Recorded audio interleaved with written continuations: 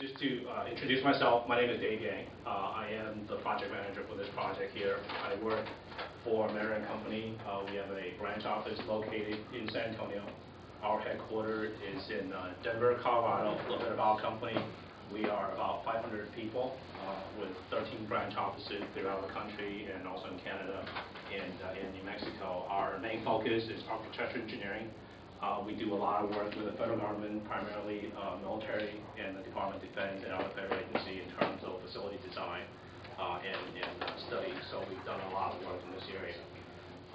In this particular case here, our main focus was to assess the condition of the facility and try to determine whether it presents a health, safety, and endangerment to the people that are in the building immediately, and that was the big concern of the commissioner when we first met with them.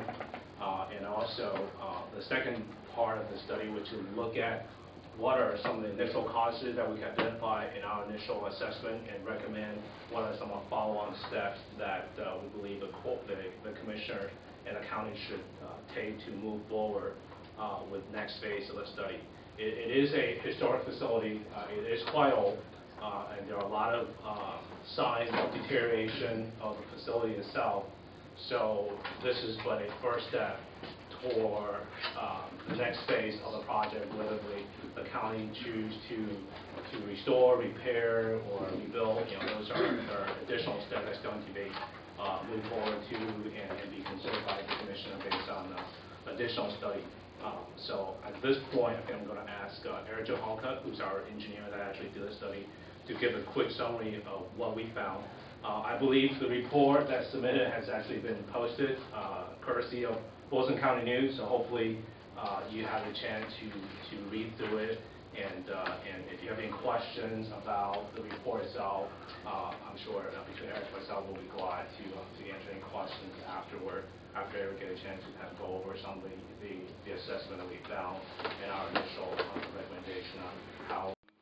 Brick foundation, basically from floor level, below grade, however many feet it extends, it appears to extend about 4 to 5 feet below grade, has deteriorated due to effervescence or salts passing through the brick and corroding it. That's a typical condition with what we would consider a poor quality brick. It does not necessarily mean that the brick was initially poor quality. It can deteriorate over a number of decades or years. As far as we can tell from the historic data, the brick in this particular case deteriorated very rapidly. And when they tried to protect it in the 30s, our assumption is that they did not extend the protection down below grade. And that's generally why the foundation is in such poor condition compared to the superstructure. So we suspect that there is also some geotechnical issues here where the soil is heaving periodically. That again is a condition that can happen over decades. Generally you don't see a lot of movement in a year-to-year period, but you can see it over 5, 10, 15, 25 years.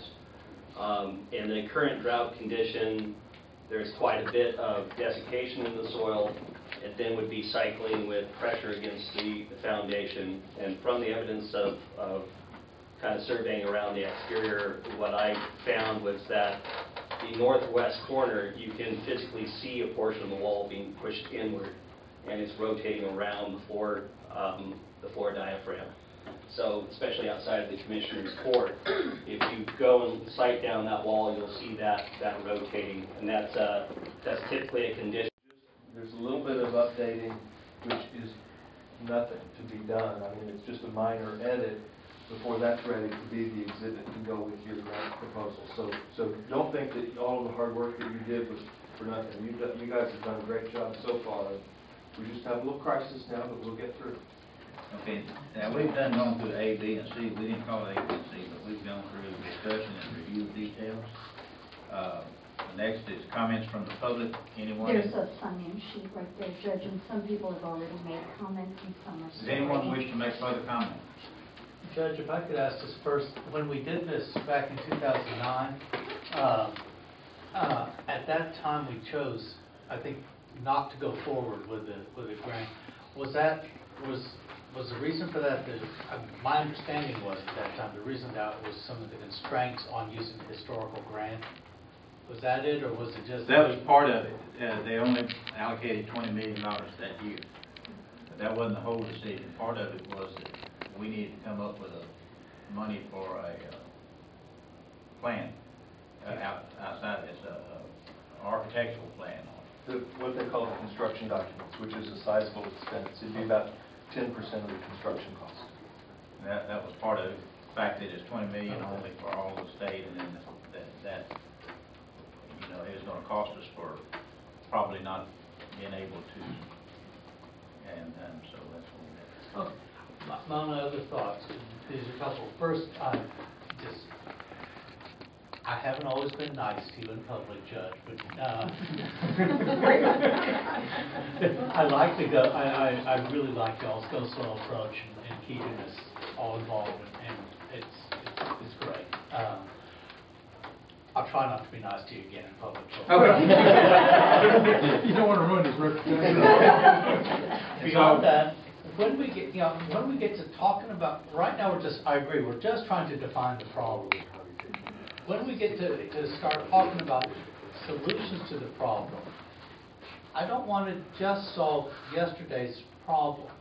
I mean, we've got a problem with the courthouse, but we have, we've got priorities on money. The courthouse is beautiful. It's a dominant place in downtown. The courthouse is an architectural wonder. We'd like to keep everything we can of it. But the other thing is, we do have, the county was already out of space before this came up. We understand that. And so when we get around to defining the solutions, we may want to keep that in mind. I mean, I have my particular concern, obviously, which is the library. The library right now is 1/6 of the size it needs to be for our county. Well, It's that's 1/4. Yeah. But when we get to the solution, all the other county offices are cramped like crazy already.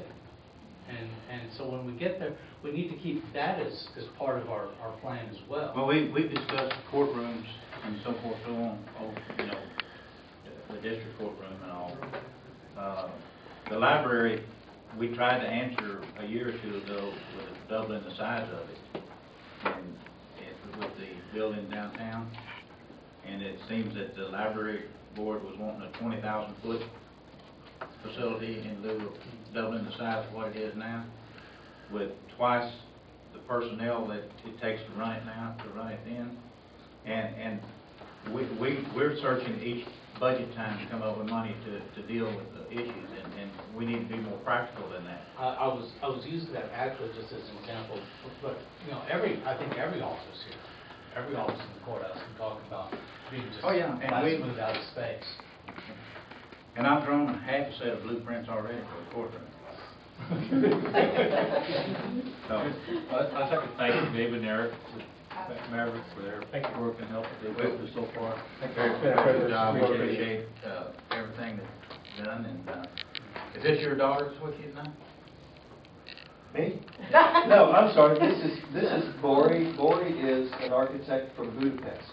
Oh, And her husband is in the United States on a scholarship, and she has been